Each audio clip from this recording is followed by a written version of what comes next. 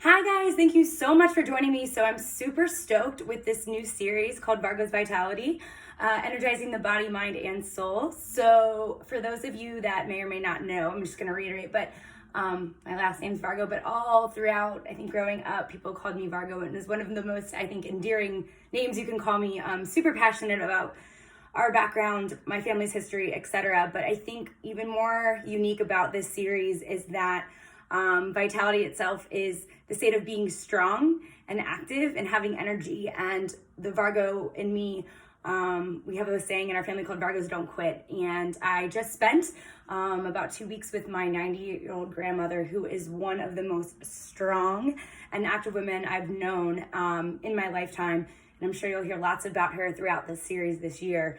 And so that's kind of what got me. Kel's Karma was great, but I wanted something that was going to bring life into 2020, that was going to kind of embody more of myself, my beliefs, kind of my education and experience, and hopefully add some value to your day every day on Vargo's Vitality. So with that being said, it made me want to kind of launch into today, kind of talking a little bit about the things that I've been embarking on the past couple months, as well as what I see in the future, and hopefully for yourself stuff to think about. So obviously we're into a new year, and for some people have even been really emphasizing the fact that we're in a new decade. And that's crazy to think, right? So it made me start to think today too, where was I 10 years ago? What were you doing 10 years ago? What are the things that we overcame? What were the opportunities we saw? And one of those that I really had to stop and think about was my mindset, because 10 years ago, I had just started competing in figure and bodybuilding. And the reason for doing so, I had gotten out of a breakup. I was in between undergrad and considering grad school, but not quite there yet. And so for me, I found competing as something to kind of put my focus and energy in. But also my mindset at the time was very driven by control and wanting to control things, control what I eat, control how much I work out.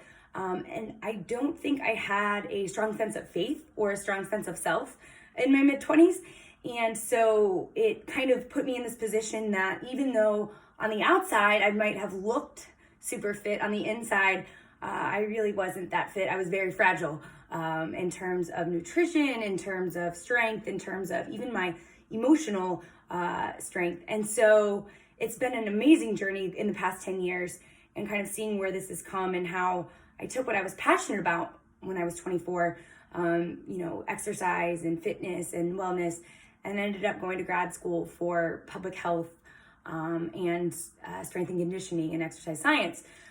So within the past decade, that's kind of what I've launched myself into. And on that while have been on more of my own personal journey on discovering myself and discovering my faith and realizing the power of the mind and how important that is. And that if we don't have those two in sync, the mind, body, and actually the soul, the third, we really are not necessarily in alignment. And that's kind of my word of the year is alignment, and that your values, your actions, etc. fall into place. We're aligned, we're in sync, we're at peace. Because when some of those things are off, we typically don't feel right. So you can be eating impeccable, but if you're not feeling great, right, then we're off alignment. Or we can be getting all of our exercise in, but maybe we're not sleeping or eating right, then we're off alignment. Or maybe we're really good in our faith and our spirituality, but we're not taking care of ourselves. And so I hope throughout this year, with alignment and vitality being kind of at the forefront, we'll be able to truly be strong and active and have energy this year, and have our values and our actions aligned together. So here I am now 10 years later, and starting off this year, I really wanted to find a way to connect with you online, but also with the community here for myself in the DC metro area. And so I'm launching the Fitness Foundation. So today is the 3rd. We will be opening it up on the 6th, and it's going to be kind of promoted all month long. But essentially the Fitness Foundation, it's a pay what you can program, meaning if you can only pay a penny, it's a penny. If you want to pay $1,000, you can pay $1,000.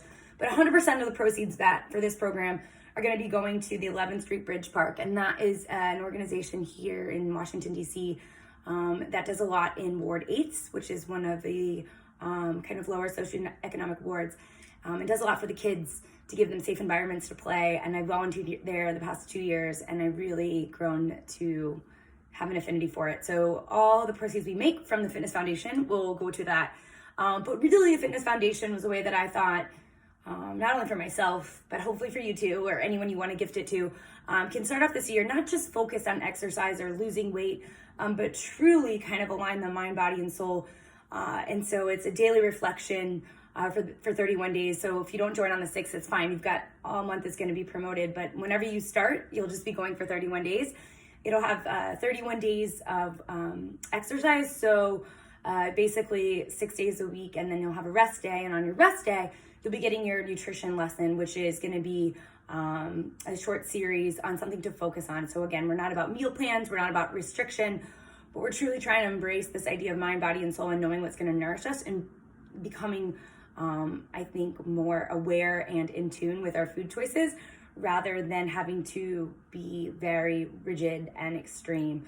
And so I'm super, super stoked. And I hope that through these series of videos, I know today I talked a little bit about the Fitness Foundation, but we're going to be doing a lot of education, a lot of application on how we can take science and apply it to our life, how we can take, what we're passionate about and build it into our lives. And also kind of, again, with the end goal in mind of things being aligned so that we can show up in 2020 truly becoming a better version of ourselves. And I know that each year, typically we go along with saying that it's going to be the best one yet, but truly I think every year we can make it better and better and better.